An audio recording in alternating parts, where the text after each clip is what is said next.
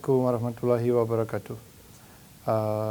First of all, I'm really grateful for your attention to what happens in Ukraine. It's not attention like to me, right? It's attention to really what in fact happens in Ukraine, because I start from the small remark, which is important, I think, for everybody in Indonesia to know.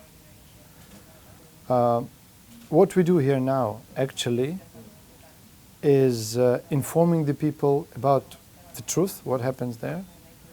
But what is even more important, we oppose the disinformation and lies delivered massively by the Russian Federation in all the networks, on the TV, in media, because the lies and disinformation is one of the great, the sharpest instrument of Russian propaganda. It's a very dangerous weapon in fighting against the world, I would say. And they exploit it widely.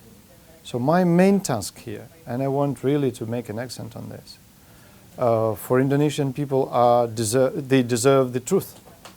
Indonesian people must know the truth, because these are sincere and proud people.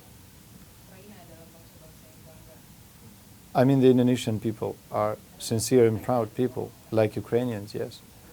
And they should know what really happens.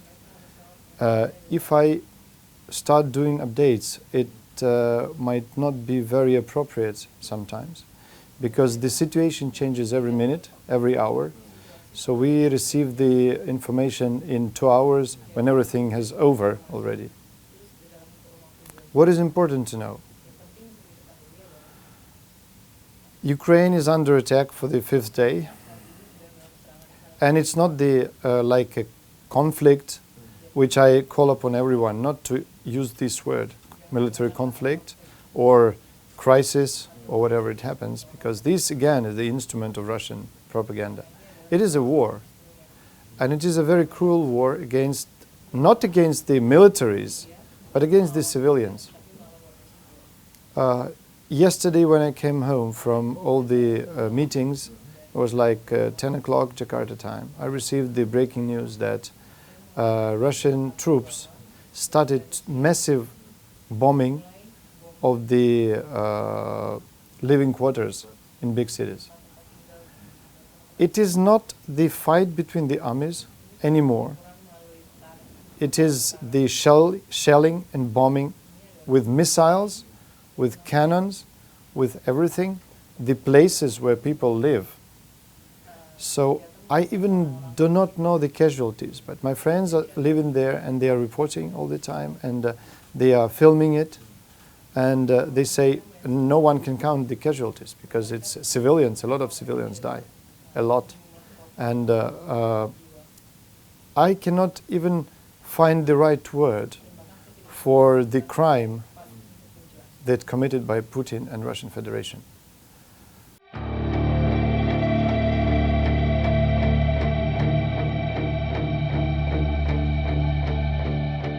My mother lives in the very city, in the city area, and my in-laws and wife and children, they stay like 20 to 30 kilometers from the city line, so in a small town, very close to Kiev. And the situation is, well, it's more stable in the outskirts than in the Kiev, because last time I talked with my mother, they have a massive fight on the streets, like sort of 500 meters from her. So they spent a half day in metro, in underground, as a shelter, because there were also bombardments in this territory. And my family is over there, so it's not so bad, but still, we know that the attack, the assault directions are from everywhere, could be anytime, anywhere. And they are still not cut off the water, thanks God, and electricity, but it stops sometimes because not very stable. And all the shops are closed, so they, I don't know, yesterday they said we ran out of food, so they have to go somewhere. And now moving on the highways is not safe because of this, because of the bombings, the shellings.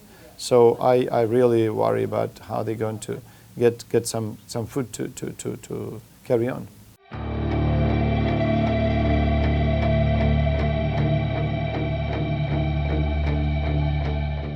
Actually, before the invasion started, everybody was warned and no panic. We are not panicking, by the way, if it's important. No one is panic. We're just trying to resolve the questions, resolve the situation and deal with it. So they were warned that you have to prepare something I don't know, rice, then sugar, then salt, then something. But eventually you run out of this, and like meat and bread and fresh food or something like this. So some shops are open, and there are some deliveries. But the main thing for now is everybody's working. We have the factories and there is bread and food and everything, but the logistics is under threat because every move on the street you can be shot anytime. So the logistic, the deliveries are being influenced. So people are just trying to find ways, perhaps to send a car somewhere, on the risk, and to buy food for the whole little district. So that's what I'm trying to do now. People are trying to survive.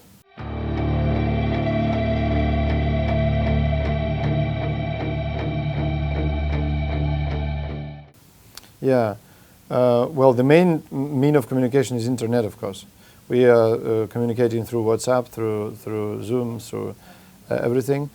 Telephone has been disconnected for some time, and banks were stopped for some time, but now they're renewed. And I don't even ask about the telephone because it was disconnected for a long time, like for 2 days, and we just use internet. Internet is okay meanwhile, and inshallah, he will never be disconnected because otherwise people who stay apart, stay abroad or somewhere, they will be just get mad about it. Not having the means of communication. It's really I communicate with them every day, and they seem very calm. Thanks God, my wife is not panicking, and my mother is a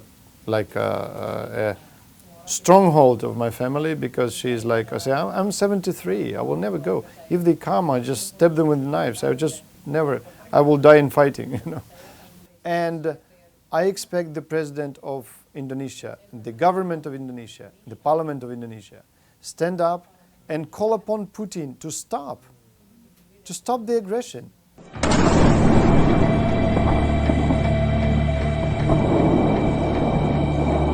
Вон дрон висит, или вертолет, наверное, дрон.